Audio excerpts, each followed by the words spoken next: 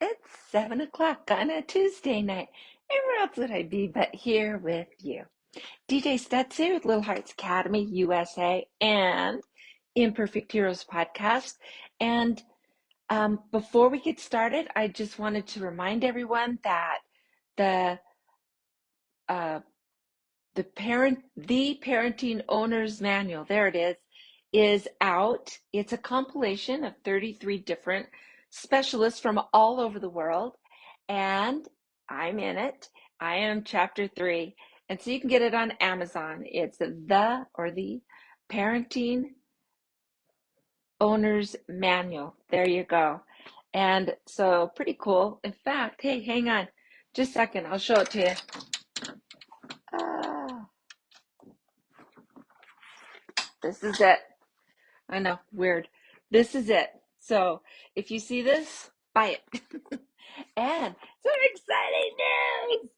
So by the end of the month, my very first children's book is going to be out and available for purchase. And it's called Roman is Bigger. And it's about a little boy who is struggling with finding the right words to express the emotions that he is having, and how enhancing the vocabulary so that he has the right word to express how he's truly feeling helps him to feel better. And so I'll let you know, but yeah, by the end of the month, it's going to be out. So, woo! I know, I'm really excited. All righty. Well, let me just get started on today's program, or today's topic. And so we're talking about episode 115, if you can believe it. And it's called Transition Whisper. So my friend, she lives in Canada, and we've just hit it off. We talk on Zoom. We Zoom a lot and just share ideas and stuff. But she's a little woo woo, which is fine. But her name is Adele Bernard, and she's talking about the transitions that are happening in our lives. And that's actually one of the things that she does, is helping people through transitions. And so we talked a bit about the transition from being a single person to a married person, or just a couple to being parents. Woo, big idea. And every child that you have is a different transition. How each child is different. And so you make adjustments. Some babies really easy, sleep well, um, you know, they're just easy to have around. And other babies cry 24/7. And you can have both of those in one family, and everything in between as well. And so any parent that has more than one child really finds out that just because they came from the same two parents and live in the same home as the other kids doesn't mean that they're going to be the same, and that you can count on expecting certain things or planning for certain things as your kids grow. And so you're constantly making changes and adjustments, and then going from the parent of an infant to a toddler. And honestly, they become a toddler once they learn how to walk. So there's not as like set date or age. Once they're walking, then they're a toddler. So that's the difference that we make between infants and toddlers. And that's a huge adjustment. It's so funny. I can remember when my oldest, Candace, was just a little thing. And um, you think, oh gosh, I'm so ready for her to walk. I just want her to walk. Well, she started walking, and then you're having to make sure that everything is handled because they get into everything. And Candace was a super, super easy baby. And so I could tell her, no, no, we don't touch that. And she honestly wouldn't go back to that. Now, she's the only one I had that was like that. Um, but uh, so I thought I had this down, and I thought, oh, we're good. And then came Shiloh, and no, Shiloh's not the same in any way, shape, or form. And so, you just learn to make those adjustments, and going from, you put them down and they basically stay there, right? To where are they now? Where are they now? What are they getting into? And you start worrying about those things. And then you go from a toddler to a preschooler, and maybe you're sending them off to a preschool. So preschoolers are usually 3. So once they hit 3, they're considered from a toddler to a preschooler. And that's a big transition too. And, whether you're teaching them at home, good for you, not a problem with that. Or whether you're sending them off to a preschool, good for you. Whatever's right for your family. I know that you're going to figure that out and know what to do. But it's a whole new thing where they're starting to learn things and recognize things and categorize things. And, they're starting to learn about music and movement and science and math. And it's amazing how a 3-year-old can do math, if I need one more or something's going on. And you think, oh, how many do we have here? How many cookies do you want? Oh, they know their numbers real well then, right? So we start talking to them about those things. Then another transition, they go from a preschooler to we call an elementary primary grades. And the primary grades are grades K, 1, and 2. Kindergarten, first and second grade. And that's as far as we go with ours. We stop at about age 8. I know that third grade is included. 8-year-old is very common age for third grade. But once they're in third grade, then they're in what we call the intermediate grades. And that's third, fourth, fifth. In some schools, you might have sixth graders. Some places, kids go on to middle school in sixth grade. Sometimes, just depends on where you live, sixth grade is still part of the elementary. So, you've got those adjustments there. And so we're always making these transitions and trying to grow and learn new things and experience new things. And some things are more stressful and some things are pretty exciting. But there's a saying that even change for good is change, therefore stressful. So like let's say you're moving from a small apartment into your first home and it's so exciting and fun. Well, that's a transition and that's a change. And even though it's a change for the better, a change for the positive, it can still be really stressful. And so we want to make sure that we're helping people explore those transformative times. And then we also talked about how we want to make sure that we're helping our kids transition as well into their formative, into their whatever they're moving. If you're moving, it's a huge change for these little guys. Again, going to preschool or childcare. Hey, Nephi, that's a transition for your kids. Going from preschool to elementary, huge transition for a kid. Maybe you're having another baby, huge transition for your kid. And so we're talking about making those transitions easier. What are some of the things that we can do to help our kids as well as ourselves manage transitions in our lives? And so that's what this episode is about. So, anyway, we also talked a little bit about uh, things like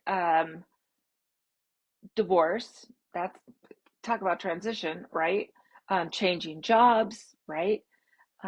For some older folks like us and grandparents, it might be retirement. And so you've got all kinds of things that are going on. So we want to make sure that we are helping people and helping our kids meet that. Now, one of the things that Adele said that I thought was really interesting was that, and I wrote it down, I write down little things from the podcast to share with you. One of the things that she said was, if we're feeling fear, we're in the future, right? We're worrying about what might be, what might happen. Hasn't happened yet, but it could. And so we're feeling fear. If we're feeling depression or we're feeling sad, we are in the past. We're sad that this thing happened. We're sad that we lost a friend or a family member or a pet, right? We're feeling depressed about ourselves and how maybe things didn't turn out the way we wanted them to, or how we imagined them to. And so those are emotions of the past. And if you're feeling any of those, we're not in the present. And just looking at, oh, this is where we are. And it can be stressful and it can be anxious, but it's good to just sit and say, okay, ooh, this is an interesting part of life. And so you start looking at it maybe from, we're going to lose our home and I need to get another job or another kid. We can barely afford the ones that we've got. All those things that go on. Or we can say, wow, here's where we are. And so let's look at what assets do we have? What's going on right now that's going to help us with whatever we're feeling. And joy. I hope that we go and find joy in every day. That is so important. And we didn't talk about this in the podcast, and I have mentioned this before. And so if it's an old story, I'm sorry, but I hope it means something to you. So that, when we were adopting, or we just adopted our youngest daughter, Noelle, and she was 12 years old when we got her, and it was a ordeal to get her. And it was just, adoption from foster is not easy. I'll just tell you that. They try to make it like that, but it's not.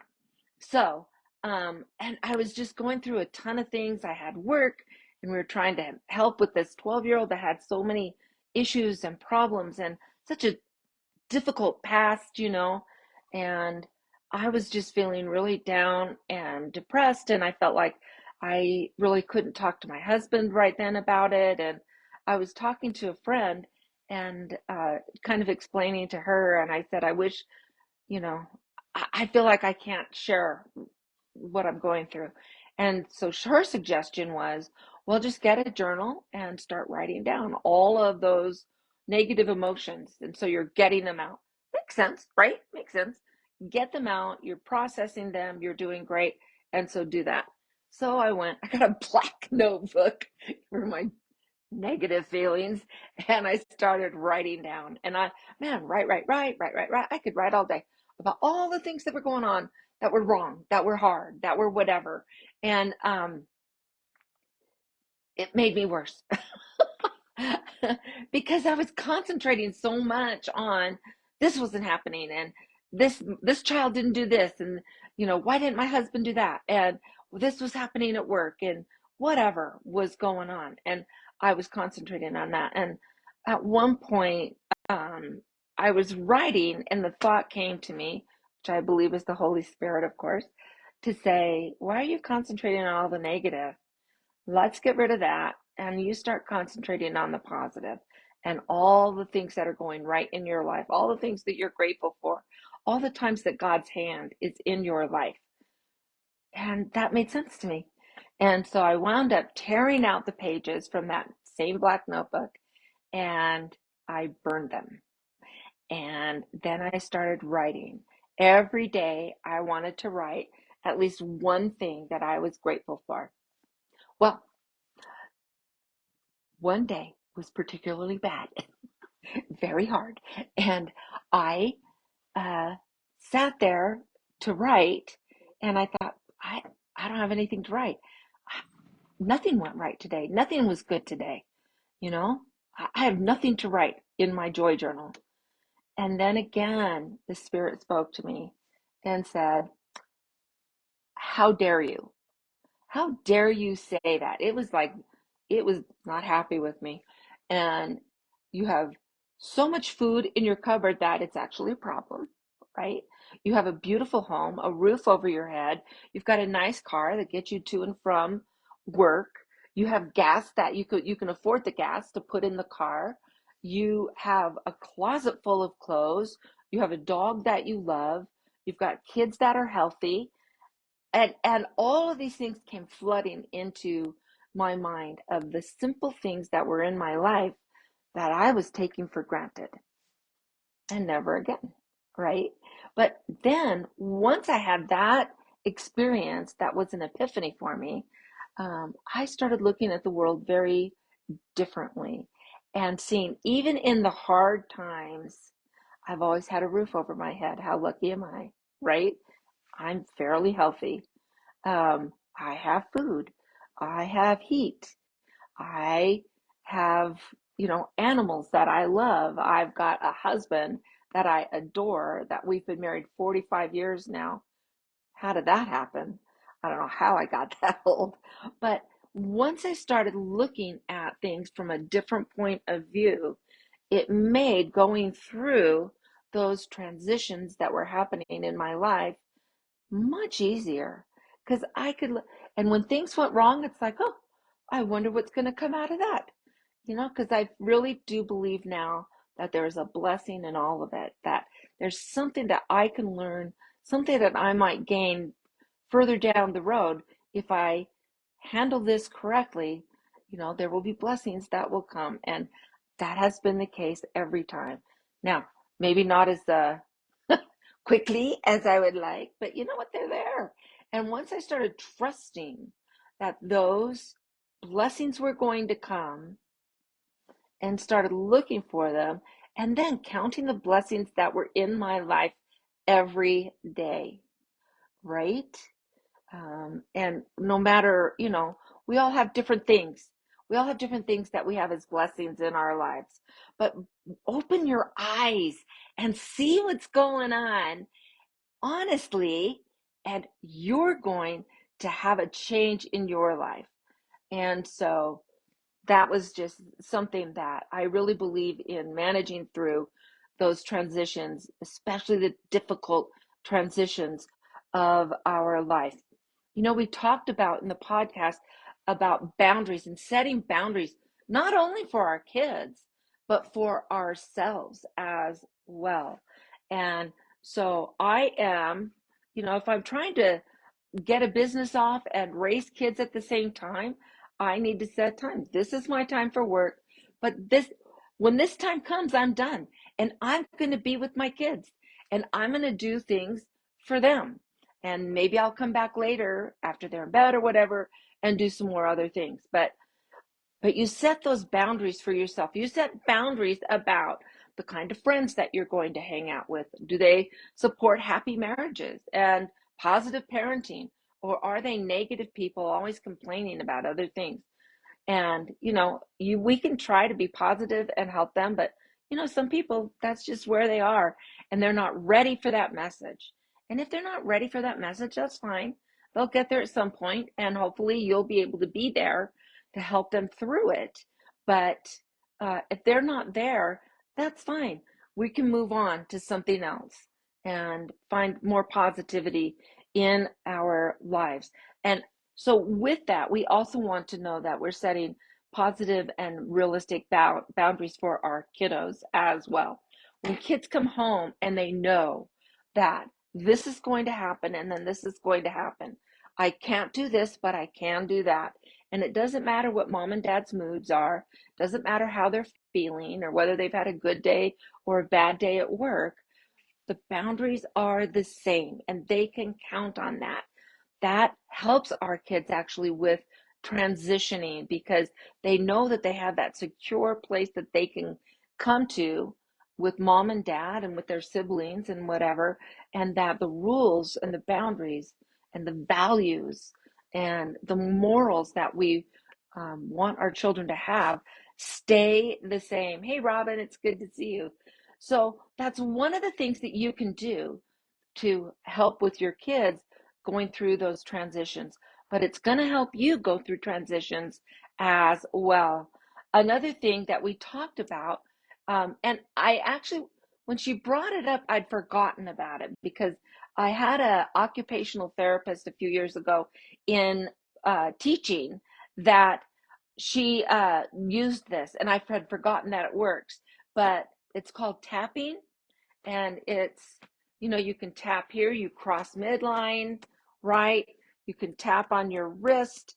And Adele is very adept Adele is very good at that. And so she can help you and talk to you about that tapping.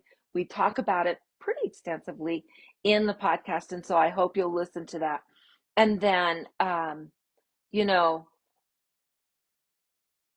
one of the other things, and the last thing that I'm going to mention right now is that kids who are being born now, they don't come with the same baggage that we have, and yet oftentimes we try to put that off on them.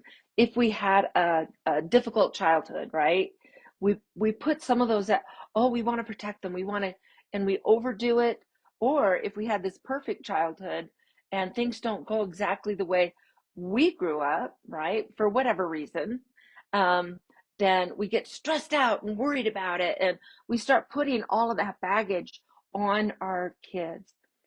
It is so important. Hang on, I got to take a drink. There we go. It is so important to allow our kids to have their moment, to be who they are, where they are, and to allow us, again, we talked about how that sadness and depression is is because of we're living in the past, right? And let us be present. Today, I am watching this beautiful child color on the wall, right? Nope, nope, nope. We don't want to do that, but we're going to give them paper. I know at one point I had one kiddo that just liked to color on the walls, and every time seems I turned my back, right? So I wound up putting butcher paper on the wall. Okay, color. This is your coloring place. Don't color anywhere else. This is where you color. If you color anywhere else, we'll take away the crayons. But this is the place for you to express yourself and to, do the things that you want to do. Okay. So we've found a boundary that allows them to be who they are in the moment that they are.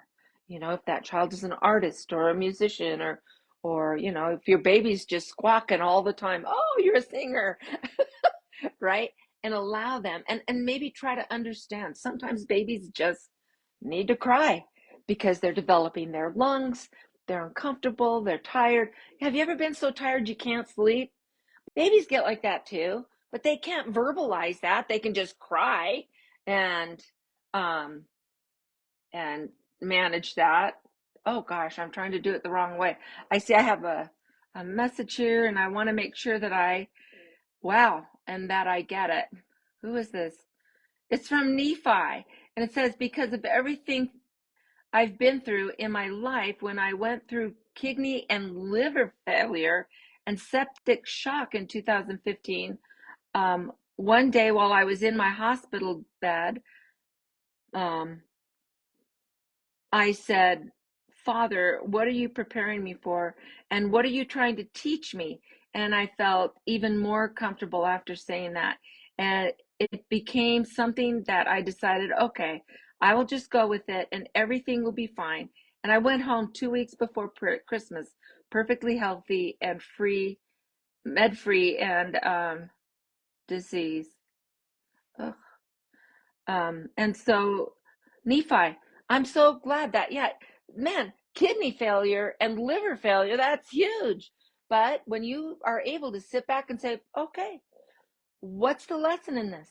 What am I going to learn? Where's the blessing that's going to come? And trust that it's there. It's going to happen for you, right? Maybe not that day, maybe not that year, but eventually it will come. And if you're watching for the good things that are going on in your life, if you're watching for the good moments in your parenting time, and even understanding that the bad moments, the hard moments, are learning and blessings as well. We're learning more about ourselves. We're learning more about our kiddos.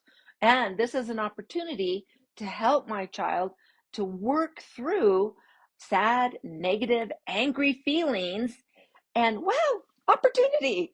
And if you take that outlook to it, and I know it's hard to do all the time, we're tired and really now you're going to throw the fit. Okay.